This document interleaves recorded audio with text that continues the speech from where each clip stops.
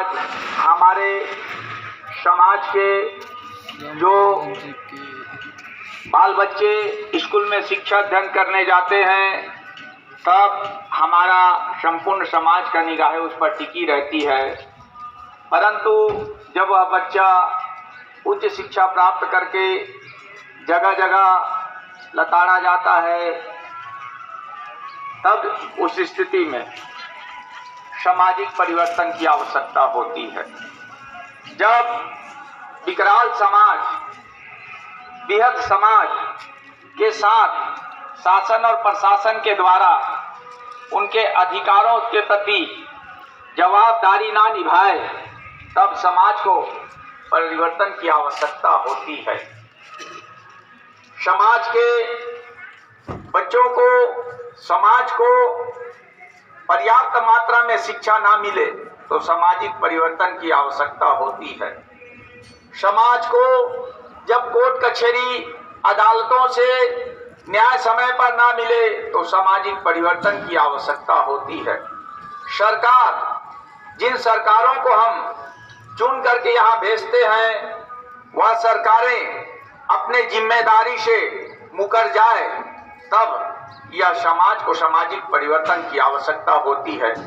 इसी क्रम में हम लोगों ने देखा है कि यह समाज को लोकतंत्र के 72 वर्ष बाद में भी लगातार छलावा, अन्याय, अत्याचार के अतिरिक्त कुछ बदलाव ज़्यादा नजर नहीं आया। उस स्थिति में छत्तीसगढ़ अन्य पिछड़ा वर्ग संघ को यह निर्णय लेना पड़ा कि हमारे समाज के साथ में बहुत ज़्यादा अन्याय, शोषण हो रहा है। इसलिए यह सामाजिक परिवर्तन यात्रा का हम लोगों ने निर्णय लिया। 14 अप्रैल दिन गुरुवार 2022 को आपके धमतरी जिले के ग्राम बलियारा बोर्डा से परिवर्तन यात्रा शुरू हुई है। यह परिवर्तन यात्रा अनिश्चितकालीन के लिए रखी गई है। यह परिवर्तन यात्रा छत्तीसगढ़ के सभी जिलों में जाएगी और यह परिवर्तन यात्रा के माध्यम से समाज में नव चेतना का निर्माण की जाएगी। दोस्तों, यह समाज को सामाजिक परिवर्तन की आवश्यकता संत माता कर्मा ने समझा था। उस समय से शुरुआत हुआ।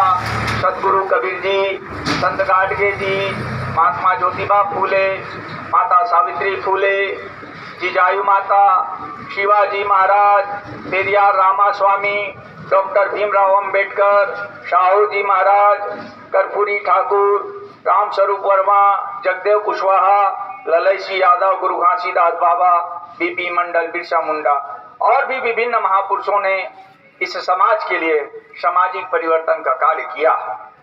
अब हम आते हैं अपनी मूल संवैधानिक अधिकार की ओर। साथियों, हम इस देश के अंदर में जिन्हें पिछड़ी जाति कहा जाता है, जो छत्तीसगढ़ सहित पूरे भारत में पिछड़ी जाति, जो चतुर्वर्ण व्यवस्था के आधार पर आप सब जानते हैं, भारत में 4 वर्ण हैं। एक ब्राह्मण सबसे ऊपर, उसके बाद क्षत्रिय दूसरा वर्ण में, तीसरे वर्ण में वैश्य, चौथे वर्ण में शूद्र। शूद्र में जैसे आप जानते हैं, ब्राह्मण की एक ही जाति है ब्राह्मण, उसका वर्ण भी ब्राह्मण, क्षत्रिय का जाति क्षत्रिय, उसका वर्ण भी क्षत्रिय, वैश्य का जाति वैश्य, उनका वर्ण भी वैश्य है। उस हिसाब से इस देश के अंदर में जो शूद्र कैटेगरी के हैं, उनकी जाति वर्ण के आधार पर केवल शूद्र होना था। लेकिन यह शासक वर्गों के द्वारा हमें 6743 जातियों में बांट करके, एक को छोटा, एक को बड़ा, एक को छोटा, एक को बड़ा करके हमें आपस में लड़ाने का कार्य किया। इस स्थिति में साइमन कमीशन के द्वारा इस देश के अंदर में 1931 में हमारी मनुष्य के रूप में पहचान हुई। उस समय हमारे समाज के साथ में नाना प्रकार का अन्याय अत्याचार होता था। हम लोगों को, अन्य पिछड़ा वर्ग समाज को उस समय मनुष्य के रूप में पहचान हुई और उसके बाद में हमें भारत देश के अंदर में नागरिकता मिली और हमारे समाज को भी वोट डालने का अधिकार, स्कूल में पढ़ने का अधिकार, सरकारी नौकरी करने का अधिकार, ये सारी अधिकार, हमें अच्छे भोजन करने का अधिकार, सारे सुख सुविधाएं हमें भारत के संविधान ने दिया। दोस्तों, संविधान के आर्टिकल 340 में उल्लेख है कि 100 अगर कलेक्टर कमिश्नर बनता है तो 52 पिछड़ी जाति का बनना चाहिए और उनके बच्चों के लिए छात्रावास, स्कूल निःशुल्क व्यवस्था होनी चाहिए।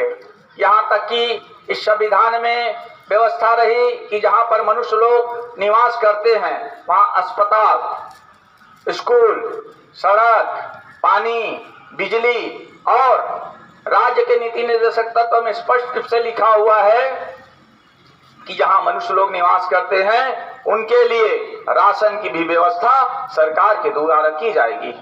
अब सरकार के द्वारा क्यों की जाएगी, उसके लिए भी कानून में व्यवस्था रही कि जो हम सामान खरीदारी करते हैं, चाहे 5 रुपए का लें या 5000 का लें, उसमें 50% सरकार को हम लोग टैक्स देते हैं।